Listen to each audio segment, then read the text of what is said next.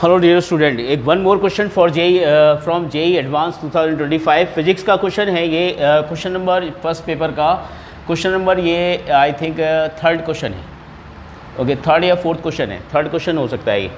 तो ये क्वेश्चन ये है कि इसमें एक लूप है, रेक्टेंगुलर लूप है, और इसका शुरुआत में ये इसका जो प्लेन है वो ZX प्लेन में है t बराबर 0 पर, और मैग्नेटिक फील्ड जो है वो y ग्रेटर देन 0, मतलब इस इधर की तरफ मैग्नेटिक फील्ड जो है, इस डायरेक्शन में जो मैग्नेटिक फील्ड है वो z एक्सिस के अलॉन्ग है, लेकिन रीजन जो है वो y ग्रेटर देन 0 से शुरू होता है, और ये स्टार्ट रोटेट कर रहा है कांस्टेंट ओमेगा से।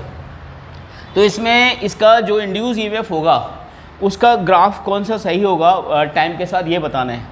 तो शुरुआत में अगर आप देखें तो ये प्लेन जो है वो ZX प्लेन में है, तो उस समय एरिया वेक्टर जो होगा वो अलॉन्ग y एक्सिस होगा, और मैग्नेटिक फील्ड अलॉन्ग जो है z एक्सिस है।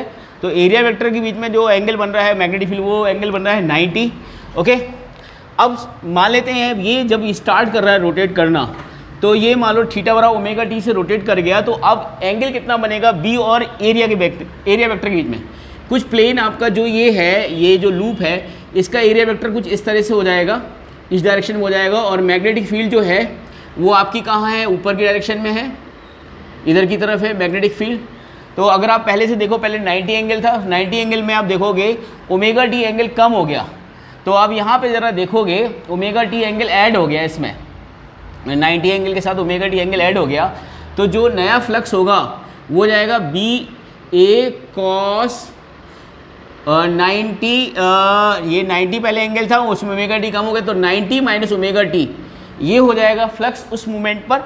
ओके, अब ये जो फ्लक्स हो गया इस मोमेंट पर, इसको हम लिख सकते हैं, मैग्नेटिक फील्ड की वैल्यू है B naught cos omega t, और ये हो जाएगा साइन ओमेगा टी हो जाएगा।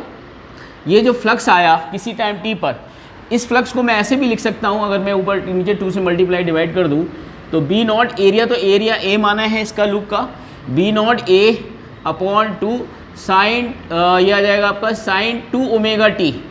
अब आपको पता है कि अगर फ्लक्स होता है किसी टाइम टी पर, इंड्यूस ईएमएफ निकालना हो तो इसको डिफरेंशिएट कर देते हैं नेगेटिव साइन के साथ, तो माइनस के d∅dt जो हो जाएगा इंड्यूस ईएमएफ, यानी वोल्टेज हो जाएगा, इंड्यूस वोल्टेज हो जाएगा। ये वैल्यू हो जाएगी B naught A by 2 into minus के प्लस के कॉस 2 ओमेगा टी, और एक माइनस तो ये है ही, ये इंटू 2 ओमेगा। तो ये जो वैल्यू आएगी ये आएगी 2 B naught A into 2 omega by 2 into cos 2 omega t, और ये माइनस आगे है ही, तो ये वैल्यू बन जाएगी आपकी इंड्यूस ईएमएफ की वैल्यू हो जाएगी माइनस के ई नॉट कॉस 2 ओमेगा टी। तो अगर अब इसका ग्राफ अगर हम चेक करेंगे तो हम देख पाएंगे इसकी जो फ्रीक्वेंसी है वो डबल हो चुकी है फ्लक्स की फ्रीक्वेंसी से। ओके, या मैग्नेटिक फील्ड की उससे इंटेंसिटी से इसकी फ्रीक्वेंसी डबल हो चुकी है, यानी टाइम पीरियड जो हो जाएगा इसका वो t/2 हो जाएगा, यानी पाई अपॉन ओमेगा हो जाएगा। ओरिजिनल इसके टाइम पीरियड से इसका टाइम पीरियड π/ω होगा। तो अगर मैं इसको